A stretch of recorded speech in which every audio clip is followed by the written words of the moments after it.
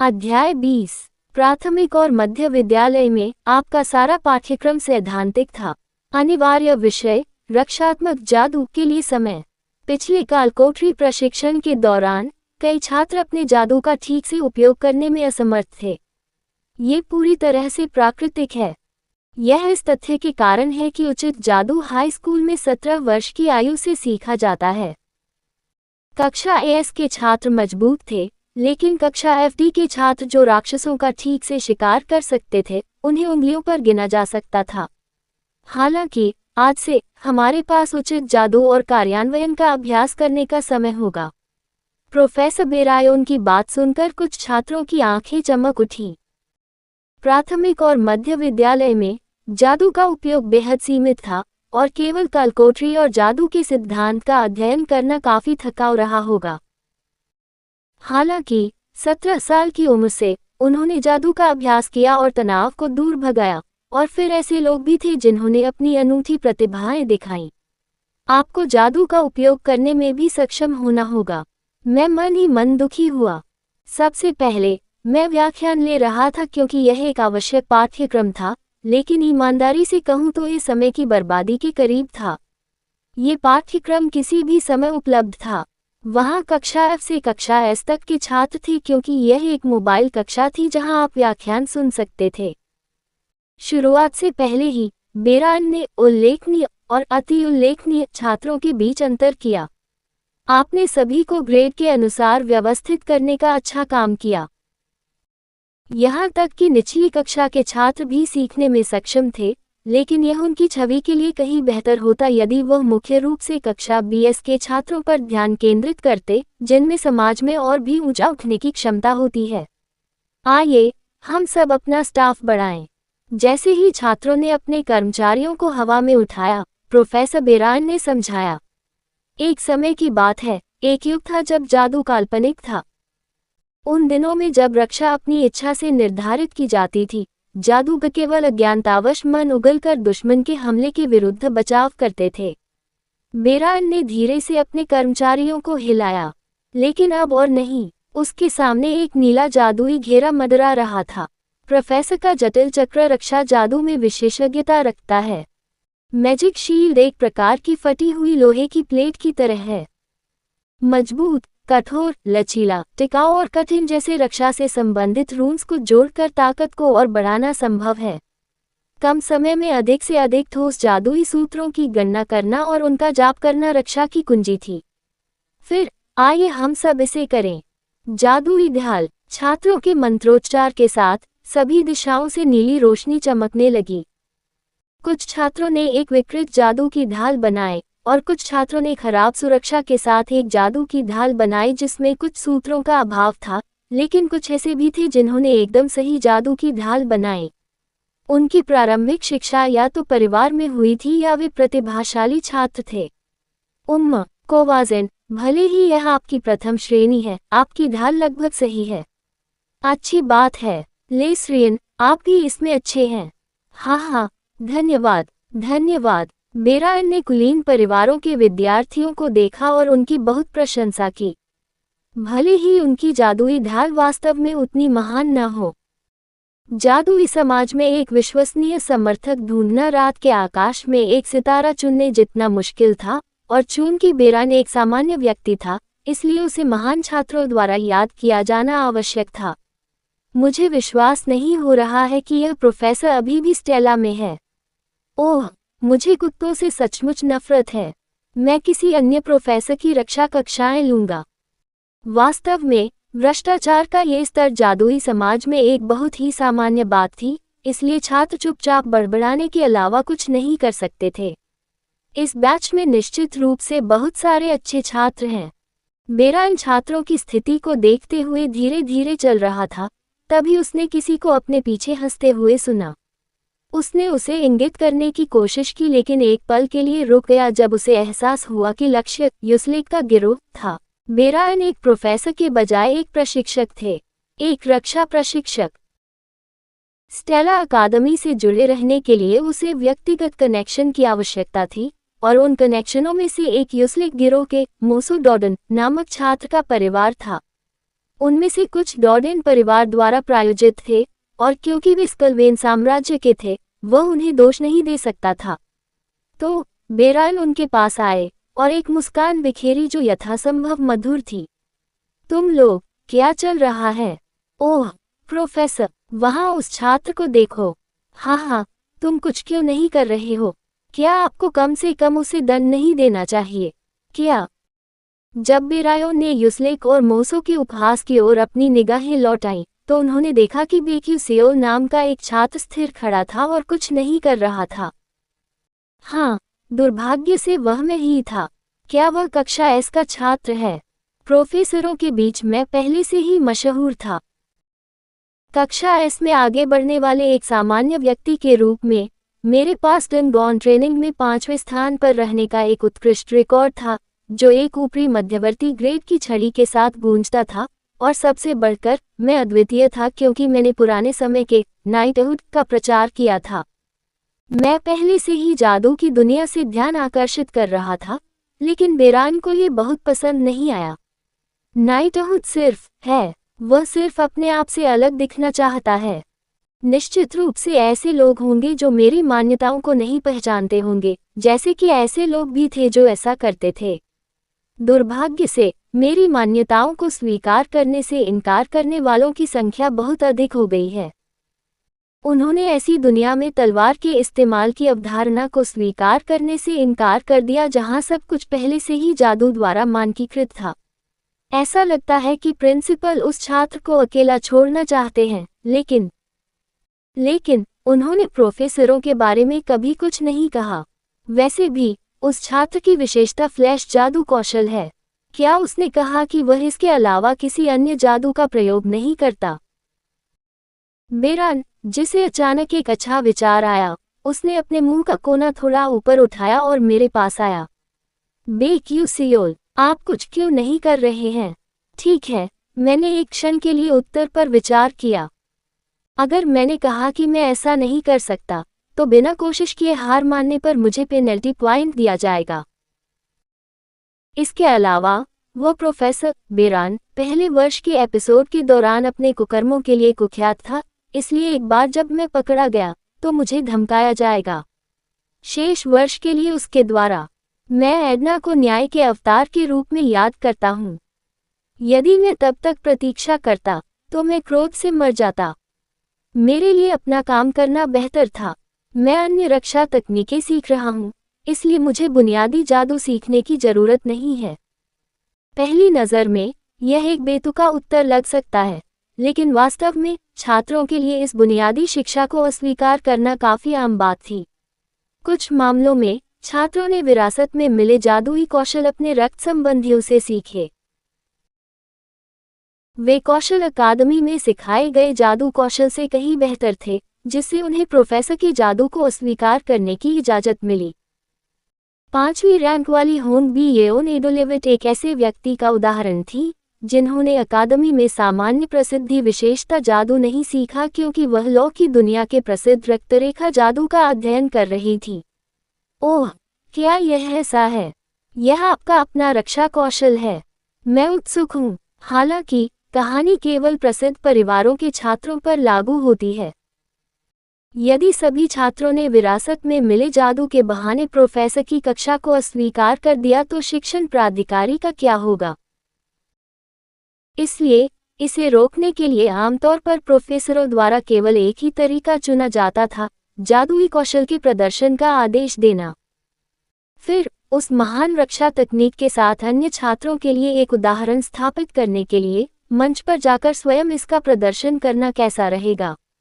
प्रतिद्वंद्वी है। हाँ, मोसो बेहतर होगा। और जादू का प्रदर्शन आमतौर पर एक युद्ध के रूप में किया जाता था। जैसे ही बेरायोन ने अपने होंठ चाटे और बोला, मैंने आह भरी और सिर हिलाया। ठीक है, वह शानदार था। यह उस रक्षात्मक तकनीक का परीक्षण करने का भी एक उत्कृष्ट अवसर था जिसका मैं अर्जेंटो के साथ कुछ दिनों से अभ्यास कर रहा था। वास्तव में रक्षात्मक जादू के प्रदर्शन के अनुरोध में थोड़ा सा बेरान का स्वार्थ भी मिला हुआ था। मुझे परेशान करने के बजाय यह उसका समर्थन करने वाले डॉर्डन परिवार के मोसो को और अधिक चमकाने की योजना थी। मोसो इस समय कक्षा बी में था और कक्षा ए में उसके सहपाठियों की तुलना में उसका ग्रेड बहुत कम था। हालांकि अगर उसने कक्षा एस के छात्र के खिलाफ नकली लड़ाई में बेहतर जादू दिखाया तो उसकी स्थिति में निश्चित रूप से सुधार होगा। ये संभावना थी कि उसे कक्षा ए में पदोन्नत किया जाएगा। आप दोनों पोडियम तक जाएं। हाँ, स्टेला अकादमी ने व्यवहारिक अनुभव प्राप्त करने के लिए छात्रों के बीच प्रतिस्पर्धा को प्रोत्साहित किया, इस आधार पर कि सुरक्षा उपकरण पहने हुए थे। लंबे, सीधे क्लास पोडियम के एक छोर पर मैं गर्व से खड़ा था। जैसे ही वह आया, मोसो दूसरी तरफ खड़ा हो गया। कोई दया मत दिखाओ, उसे कुचल दो, यूसलेट के बगल में खड़ा लड़का चिल्लाया। ये रेडेन ही था जिसे कालकोटरी प्रशिक्षण के दौरान मेरे द्वारा बुरी तरह पीटा गया था। संकीर्ण सोच वाला रेडेन अपने दांत पीस रहा था, जिससे ये स्पष्ट हो गया कि वह अभी भी अपनी पिछली हार स्वीकार नहीं कर सका है। मोसो ने रेडेन की ओर देखा, फिर मुस्कुराते हुए उसने अपने चेहरे पर विजयी भाव के साथ मेरी ओर देखा। बिल्कुल, बस तुम इंतजार करो। वह जानता था कि मैं एक कठिन प्रतिद्वंद्वी था। डेंगॉन ट्रेनिंग के दौरान मैंने न केवल रेडेन और उसके गिरोह के साथ खेला, बल्कि उसके बाद मैंने हॉर्नबियोन के खिलाफ द्वंद्व भी जीता। हालांकि ये सब फ्लैश के लिए धन्यवाद था। इस प्रकार वह इस प्रदर्शन में मुझे हराने में सक्षम होगा, क्योंकि हमलावर और रक्षक बारी बारी से बदल गए, जिससे फ्लैश बेकार हो गया। उसे सार्वजनिक रूप से अपमानित किया जाए। छात्र मंच के पास पहुंचे, दोनों दावेदारों के पास इकट्ठा हो गए और बातचीत करने लगे। क्या मोसो जीतेगा? हालांकि प्रदर्शन रक्षा के इर्द गिर्द घूमता है, फिर भी उसने एक शक्तिशाली पृथ्वी विशेषता आक्रमण जादू कौशल सीखा। मुझे लगता है कि मोसो के हमले का विरोध करना मुश्किल होगा। बेक्यूसियोल ने जादुई ढाल भी नहीं पहनी है, तो वह इसे कैसे रोकेगा? जैसे ही बेरान ने अपना हाथ उठाया, छात्रों की बकबक बंद हो गई। मुझे नहीं पता कि पहले कौन जाता है, तैयार हो जाओ। मोसो और मैंने अपने कर्मचारियों को खींचा और उन्हें एक दूसरे पर निशाना साधा।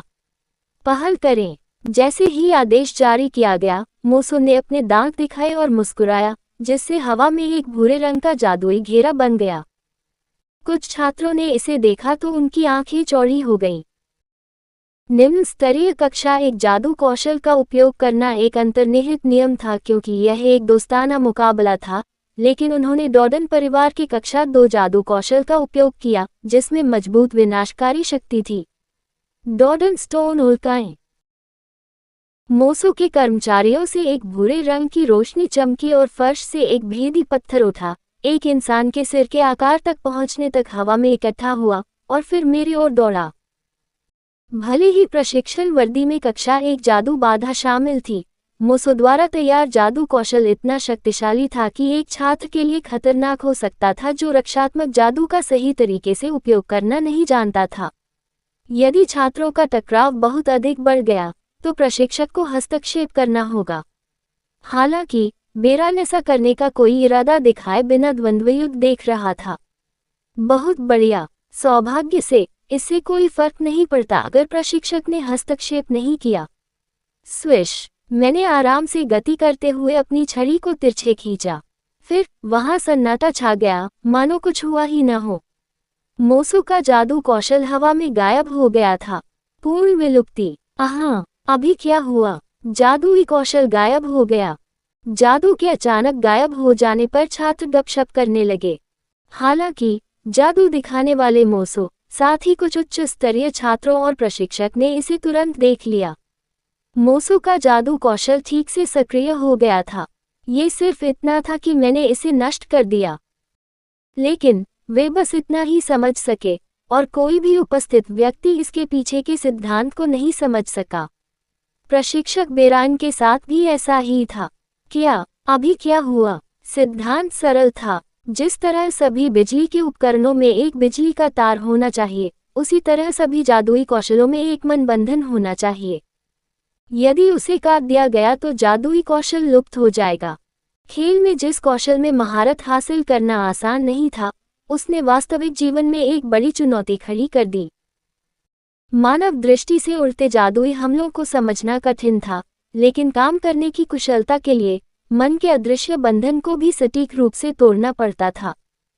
मैं अभी भी कक्षा 1 से कक्षा 3 तक की जादू कौशल को अधिक से अधिक निरस्त करने में सक्षम हूँ। ये कई दिनों की पिचिंग मशीन ट्रेनिंग का परिणाम था। बहुत खूब। मोसू ने अपने दांत भींच लिए और अपनी लाठी फिर से उठा ली। हवा से 3 पत्थर प्रकट हुए। तब प्रशिक्षक बेरायोन और अन्य छात्रों को एहसास हुआ कि मैंने अपना बचाव कैसे किया। मेरी छड़ी की नोक से प्रकाश की एक सफ़ेद किरण निकली। यह एक अव्वल दर्जे की अमूर्त जादुई तलवार थी जिसे कुछ धनी लोग, जिन्हें आक्रामक हमले का कोई ज्ञान नहीं था, आत्मरक्षा के लिए रखते थे। क्या अमूर्त तलवार की शक्ति वास्तव में उतनी ही कमजोर है जितनी लगती है? प्रशिक्षक बेरान, जिन्होंने अमूर्त तलवार देखी थी, को संदेह हुआ, लेकिन जल्द ही उन्हें इसे एक तरफ रखने के लिए मजबूर होना पड़ा। जैसे ही पत्थरों ने जादुई तलवार को छुआ, वे सभी गायब हो गए। इसमें ज्यादा मूवमेंट की जरूरत नहीं पड़ी। उन पत्थरों की भयानक गति के कारण किसी भी बेसबॉल खिलाड़ी की तरह लगातार प्रहार करके उन्हें रोकना असंभव था। महत्वपूर्ण बात न्यूनतम गति थी। मैंने अपने बाएं कंधे की रक्षा के लिए तलवार को थोड़ा हिलाया, फिर मेरी कलाई के झटके के साथ तलवार मेरी दाहिनी जांघ पर नाचने लगी, दूसरे पत्थर पर हमला कर दिया, और फिर मैंने उड़ रहे पत्थर को रोकने के लिए पंखे की तरह अपनी धुरी पर घुमाया। मेरे सिरहाने पर ये पिचिंग मशीन के चरण 5 से प्रभावित होने के दौरान सीखी गई एक कुशल गतिविधि थी। क्या ये बहुत अच्छा नहीं है? यदि यह शक्तिशाली जादुई कौशल होता तो मैं इसे इस तरह रोक नहीं पाता, लेकिन कक्षा 2 के लिए ये पर्याप्त था। जबकि मैं अपनी तलवारबाजी से संतुष्ट था, बेरान को पसीना आ गया और उसने अपने रक्षात्मक कौशल का विश्लेषण किया। अगर मोसो यहाँ हार जाता है तो मुझे भी सिरदर्द होने वाला है। प्रशिक्षक बेरान, जो कोई रास्ता निकालने के लिए अपना दिमाग लगा रहा था, एक शानदार विचार लेकर आया। हाँ, वह थोड़ा अनोखा है, लेकिन वैसे भी उसकी अपनी कमजोरियां हैं। इसलिए उन्होंने जानबूझकर युद्ध के बीच में अतिशयोक्तिपूर्ण तालियां बजाईं, जिसका वास्तविक उद्देश्य ध्यान आकर्षित करना था। फिर उन्होंने मेरी तारीफ की। जैसा कि अफवाह है, आपकी जादुई उपलब्धियां महान हैं और मैं मानता हूं कि आपके रक्षात्मक कौशल सार्थक हैं। लेकिन उसने मोसो पर नजर डाली। दिन के अंत में उस रक्षा तकनीक की अपनी सीमाएं हैं, क्योंकि यह केवल एक एक करके हमलों को निरस्त करती है। यदि बड़ी संख्या में हमले होते हैं तो आप क्या करने जा रहे हैं? दूसरे शब्दों में, बेरान ने मोसो को संख्याओं के साथ हमला करने का संकेत दिया, एक ऐसी विधि जिसने एक साथ कई आने वाले प्रोजेक्टाइल पर हमला करने में मेरी असमर्थता का फायदा उठाया। मोसो ने उसकी बातें सुनकर अपनी लाठी आकाश की ओर कर दी। भूरे समचतुर्भुज के आकार का जादुई चक्र घूमने लगा, धीरे धीरे एक के बाद एक सूत्रों से अभिभूत होता गया।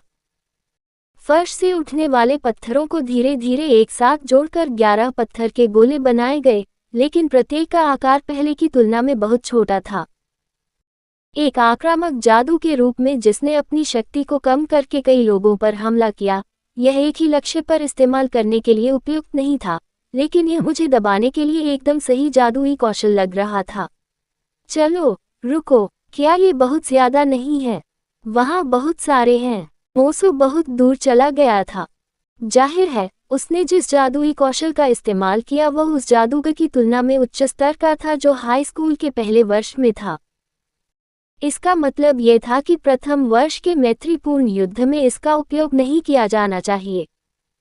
इस तथ्य को जानने के बावजूद प्रशिक्षक बेरान ने आंखें मूंद लेने का फैसला किया। पत्थर के उल्काएं, उसके चिल्लाने पर आसमान से एक के बाद एक पत्थर के टुकड़े नीचे गिरे। छी, और एक बार फिर नष्ट कर दिए गए। मैंने तलवार को पवनचक्की की तरह घुमाकर अपने शरीर की रक्षा की थी। क्या, कैसे? चक।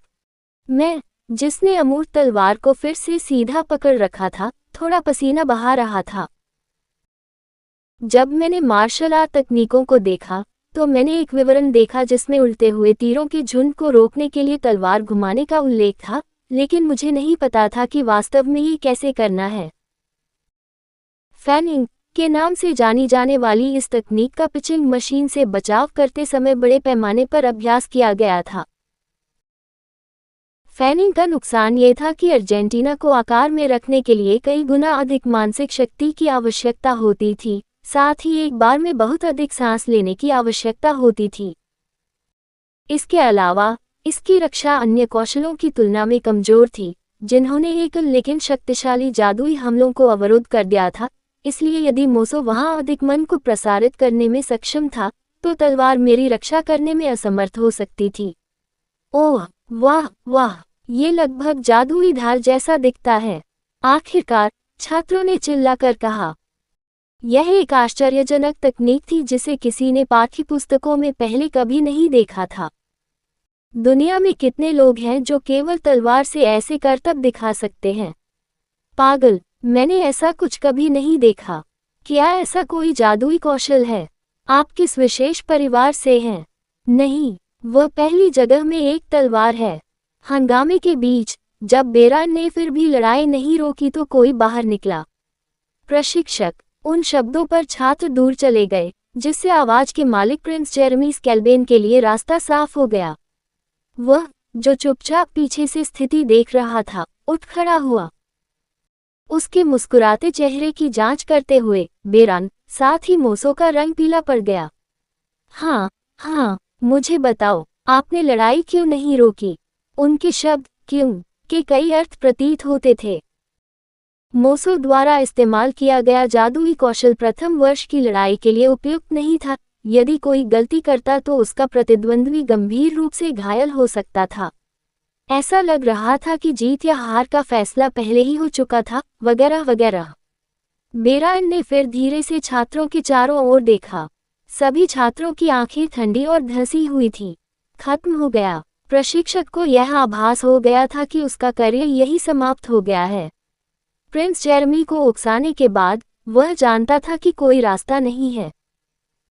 उसके हाथ पैर कांप रहे थे और उसके गालों से ठंडा पसीना टपक रहा था, लेकिन उसने किसी तरह अपने होंठ खोल दिए। अब हमला करने की बारी बेक्यू सियोल की है। इस तरह पहल मुझ पर पड़ी। हालांकि फ्लैश का उपयोग नहीं किया जा सकता था, फिर भी दूसरा पक्ष केवल मैजिक शील्ड का ही उपयोग कर सकता था। जैसे ही मैं, जो इत्मीनान से चलता हुआ पास आया, एक बार अपनी तलवार घुमाई, मोसो की जादुई ढाल टुकड़े टुकड़े हो गई। मैत्रीपूर्ण लड़ाई मेरे प्रतिद्वंद्वी की गर्दन पर अमूर्त तलवार से निशाना साधने के साथ समाप्त हुई। बेरान लाल दिखने लगा और उसे जो शब्द कहना था वह उसके गले में अटक गया। प्रिंस जेरेमी देख रहे थे।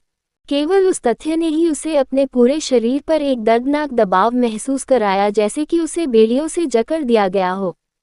हालांकि उन्हें वास्तविकता स्वीकार करनी पड़ी। उसे ऐसे शब्द उगलने के लिए मजबूर किया गया जो वह कभी नहीं कहना चाहता था।